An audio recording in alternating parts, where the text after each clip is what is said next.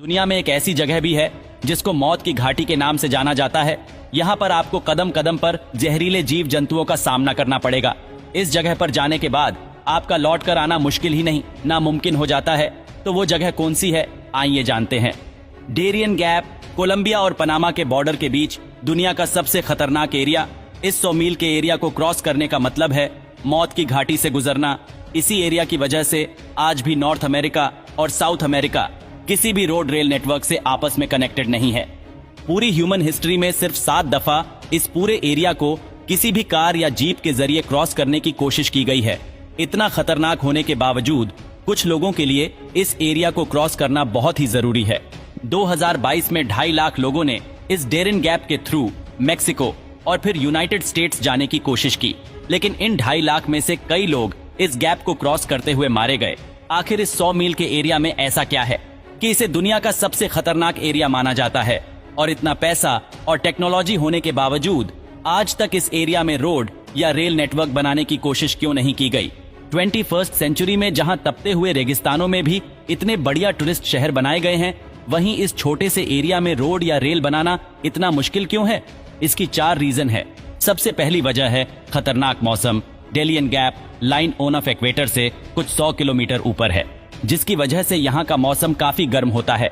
और फिर नॉर्थ और साउथ पर अटलांटिक और पैसिफिक ओशन है, जिसकी वजह से ह्यूमिडिटी भी काफी हाई होती है।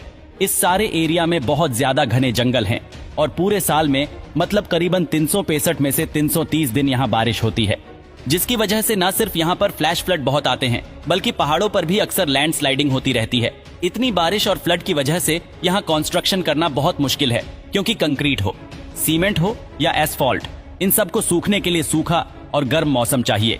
और अगर इस सब का तोड़ कर भी लिया जाए तो यहाँ पर दूसरी सबसे डेंजरस चीज है खतरनाक जानवर और कीड़े मकोड़े। हमारी पूरी जमीन में इतने जहरीले सांप, मकड़िया और मच्छर कहीं नहीं पाए जाते जितने इस डेरियन गैप में हैं। और इस सारे एरिया में दूर दूर तक कोई हॉस्पिटल, कोई घर, कुछ भी नहीं। तो अगर इनमें से कोई भी चीज आपको काट जाए तो आपका बचना ऑलमोस्ट इम्पॉसिबल है। इसीलिए यहाँ से गुजरने वाले ज्यादातर लोग मलेरिया, डेंगू, सांप के जहर या फिर नदी में डूबकर मारे जाते हैं। लेकिन अब ऐसा भी नहीं कि अमेरिका और दूसरे कंट्रीज के लिए यहाँ पर रोड बनाना बिल्कुल ही इम्पॉसिबल है।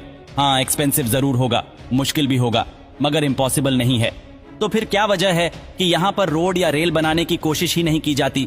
असल में कुछ कंट्रीज चाहते ही नहीं कि यहाँ पर कोई रोड या रेल नेटवर्क बने, खास तौर पर अमेरिका और पनामा। दरअसल 19वीं सेंचुरी में पनामा कोलंबिया का ही एक प्रोविंस होता था, मगर इसी डेरियन गैप की वजह से कोलंबिया के लिए पनामा पर कंट्रोल रखना बहुत मुश्किल था। कोलंबियन गवर्नमेंट के लिए पनामा से कनेक्टेड रहने का एक ही रूट था, और वह था समुद्र के जरिए।